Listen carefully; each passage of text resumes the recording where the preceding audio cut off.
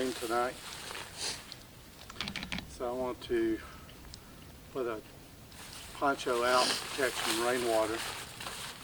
The water around here is fairly stagnant, and unless I distill it, I really don't want to drink it. So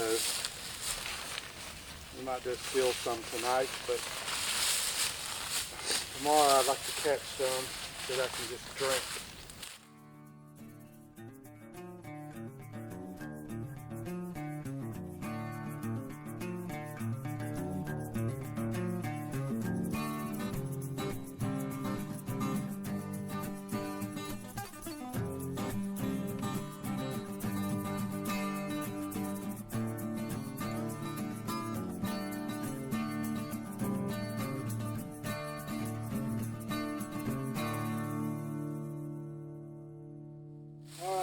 So now it should rain, and my poncho hood should catch me some water, and if it overfills, I can go find some kind of container and put it underneath it and catch even more water.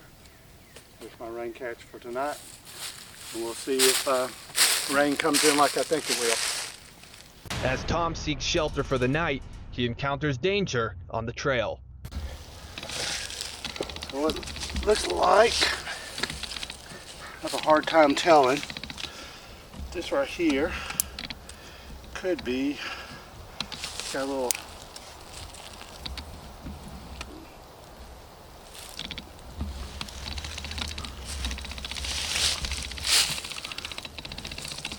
don't see any rattles. I think it's a, looks like a snouted nose, looks like a hognose snake. Let's see if we can give him a flip over. Just went flat. Come on. Come on. Can we get you to flip over? There we go. He's a hognose snake.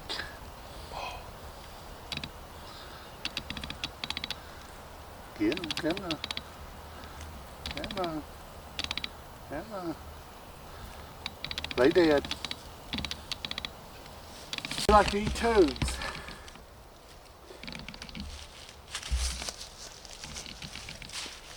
Come on, baby.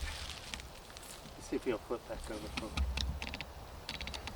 Here you go. See him? One of the traits of a hognose snake, they'll flip over and play like they're dead.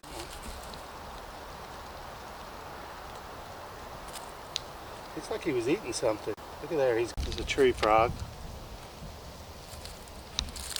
He just regurgitated. He's trying to play dead.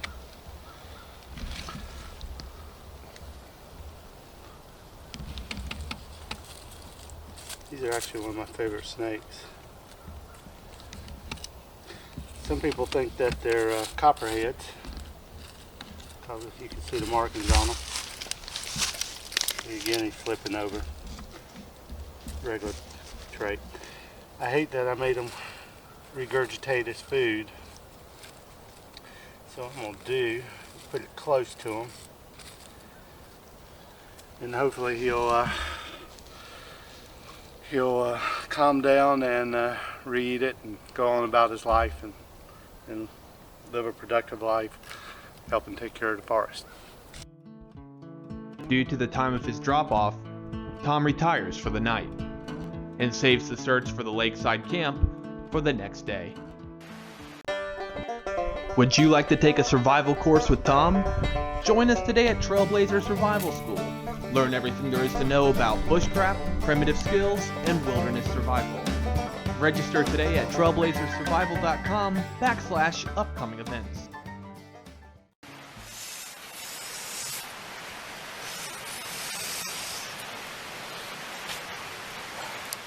Yesterday was a cold night, and it was impossible to get a fire started. It was just too wet. This morning I'm struggling with the fire because it's wet. All the wood's wet. It's hard to find any dry standing around here. I found what I can, and it's pretty tough. But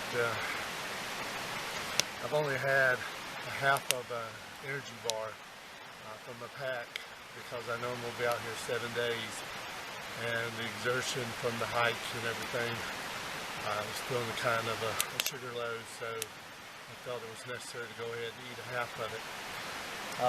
And now I've got a little bit of sore throat, and so I want to make me some pine needle tea, and hopefully that'll give me a little energy this morning, and I can beat back this sore throat.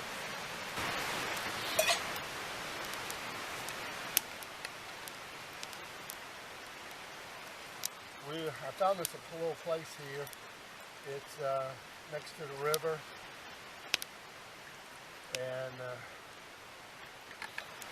it was cleared out a little bit already, so it was a good find. I'm gonna grab some pine needles over here.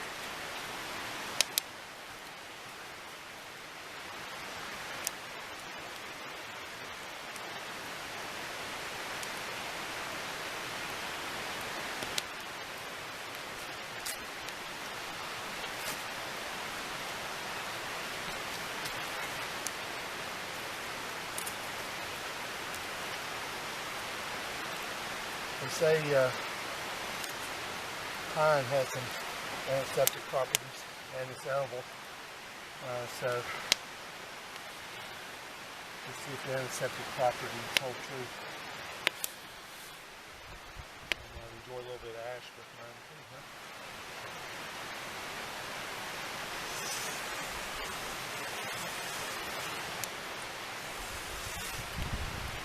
And we'll just sit back and wait till this boils.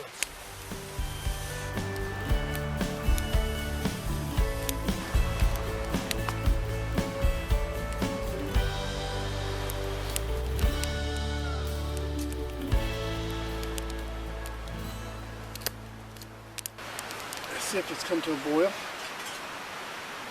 Yes it is. Boiling nicely.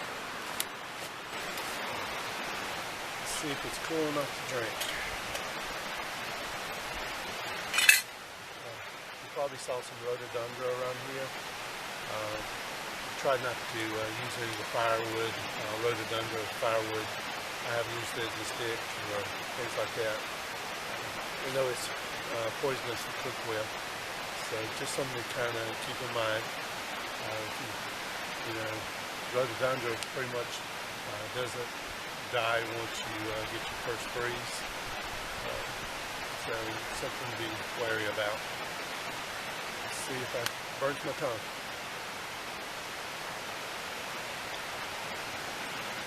Oh, feels so good on my sore throat.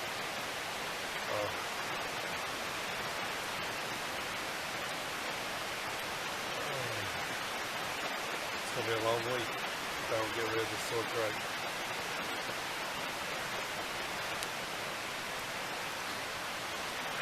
Well, I guess the next thing to do, I need to get some food.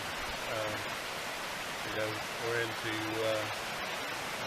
probably getting close to noon on the second day.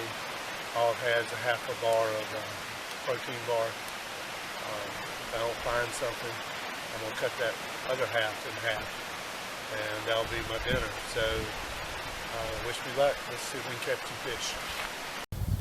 Last night it rained, and we've got some water that we can drink today. So I'm going to see if I can't collect that water.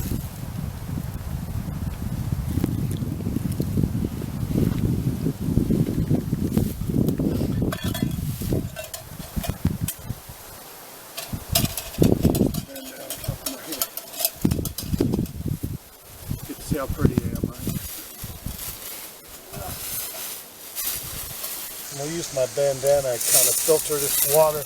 There's some trash in it. I really don't want to be drinking the trash. This is rainwater, so it should be good to drink.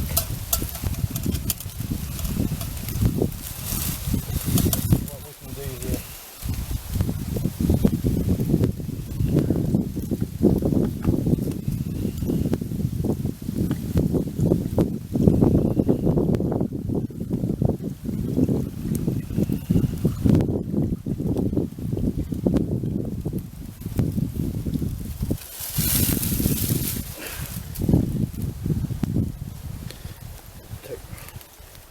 and down and out. Stop leaving my water. And we have fresh, clean drinking water.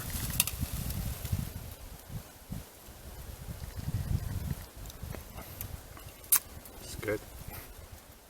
TrailBlazer Survival School is thrilled to announce that Dan Whitten, the current president of South Carolina's National Plant Society Upstate Chapter, will be teaching an edible plants class at the TrailBlazer Campground.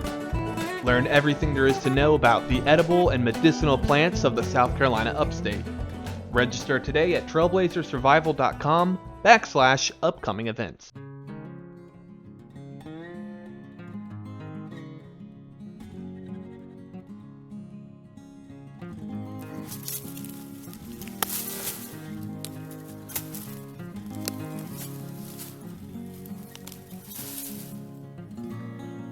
Look at here. Got a worm. I needed this.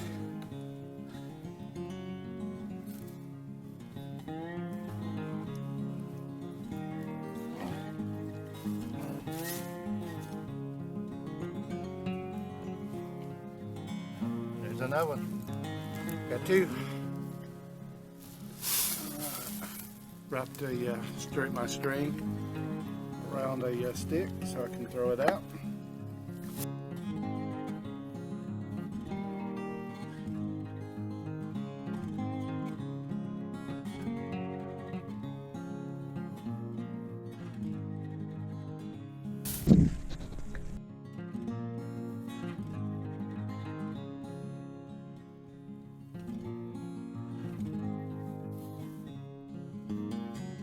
Tie it off here. Make a couple of wraps. Due to an unprecedented amount of trail magic, before Tom can even set up a second line, he notices his first already has a bite.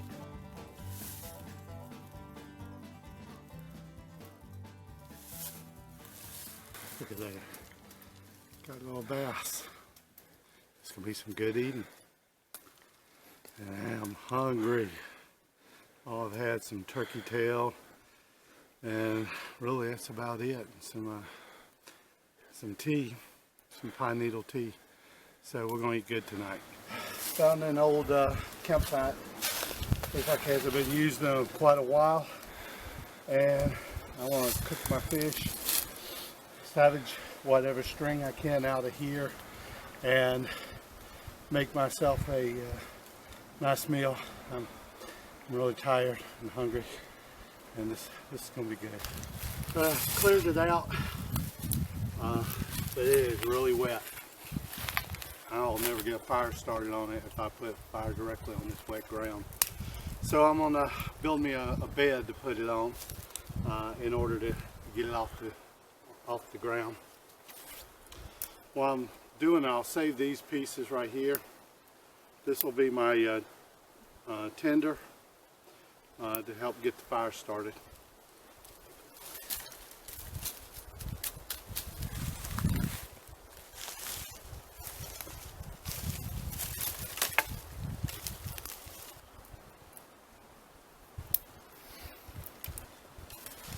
Biggest thing about a fire is preparing for it. If you rush right into it, this wet ground, it would probably never stay lit. So I have to get everything prepared before I even begin to try to start this fire. Have everything I need just around me so I can get it going. Then once I get that going, I'm gonna use this rock right here. I'll get some water, clean it off. I'm gonna heat that rock up, and I'm gonna cook my fish on it. This right here is jute twine. Something I always keep in my kit. You can always get cedar bark off of a cedar tree, but that has to be processed and it can be wet. And I always like to have an initial fire to dry out that cedar so that I can use it the next day just like the jute twine. So I'm gonna process some.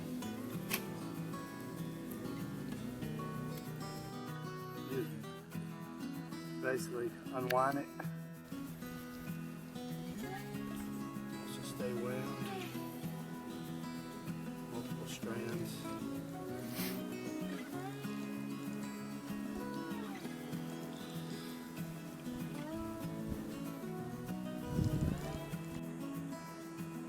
Best.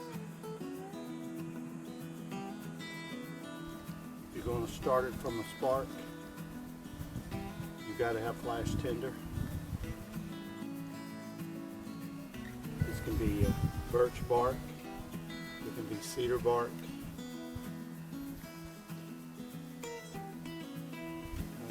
I have done it with dried pine needles. I line my tinder up in a kind of a modified log cabin.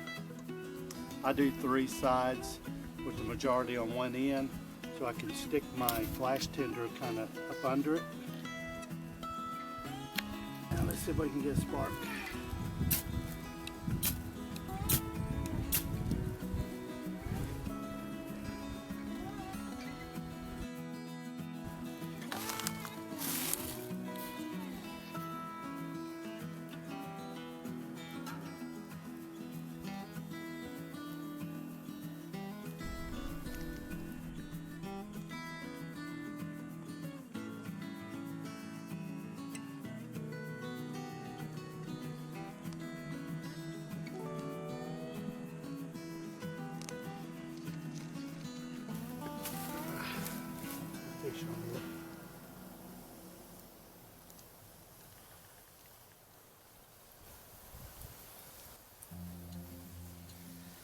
Be a while.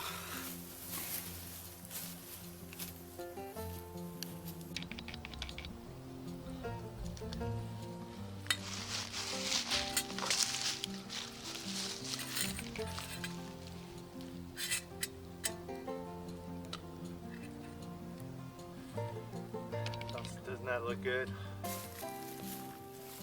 This is really, really good.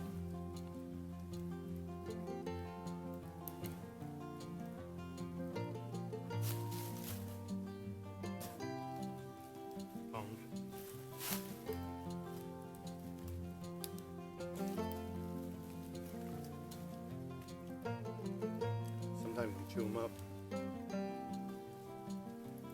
Sometimes you can't.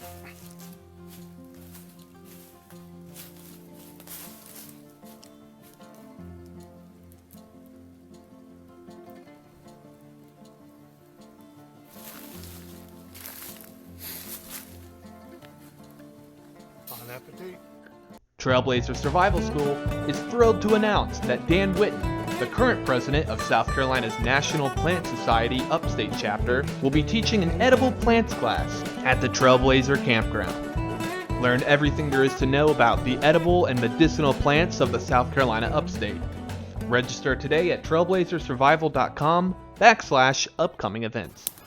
Well, I got some water from my poncho, rainwater, but I'm quickly running out. There's a pond that's close by to here where I caught some fish, and the water is way too nasty for me to just drink it straight out of there. Even if I boil it, it's just nasty water. So I want to distill the water in order to make it just a little bit more palatable for myself. I'm not desperate for it. So desperate that I would just drink it boiled at this point. So basically, I collected a bunch of trash. I got some pond water in here. It's pretty nasty water. Maybe away from the fire. And I'm gonna pour it into here.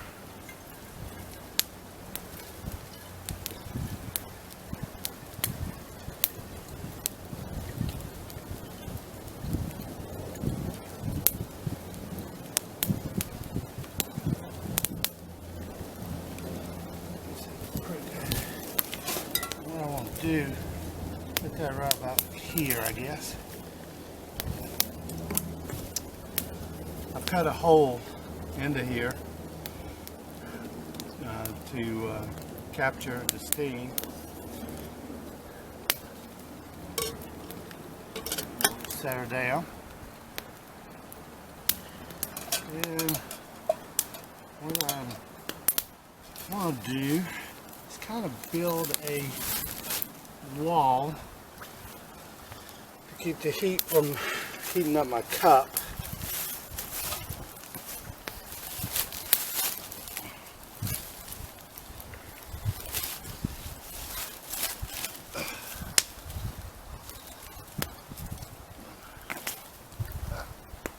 That's hot. Okay.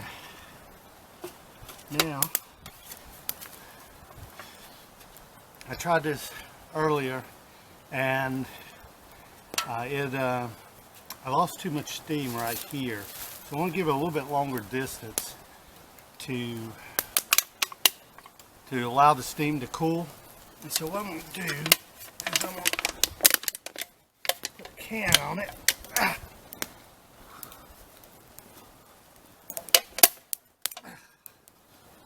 And then take a rock. These rocks will be nice tonight to put in my shelter with me. And I'll put my cup underneath there to catch anything. And we'll see how that works out.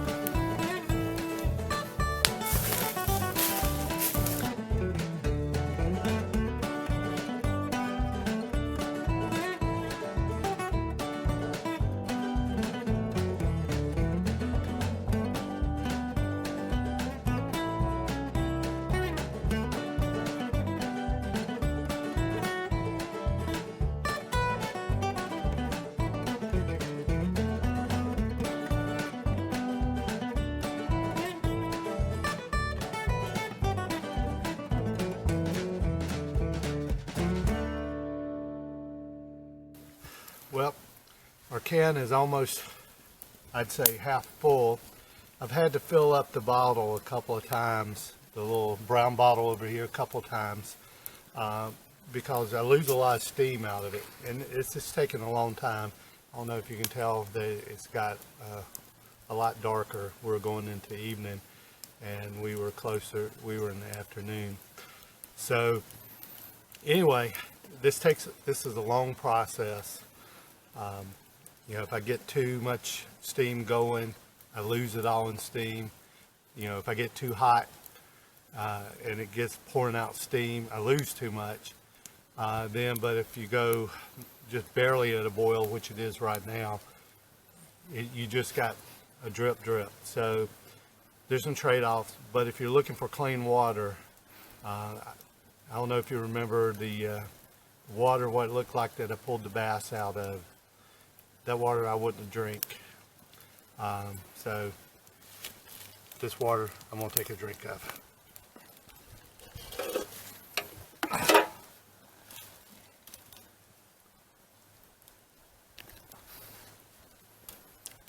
It's warm water, you know, lukewarm, but it's water, it's clean water, and I don't have to worry about any kind of contaminants in it. Cheers.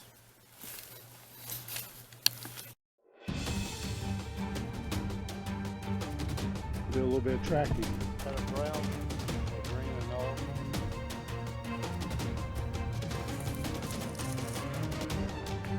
As you can see, there's some fresh gaps.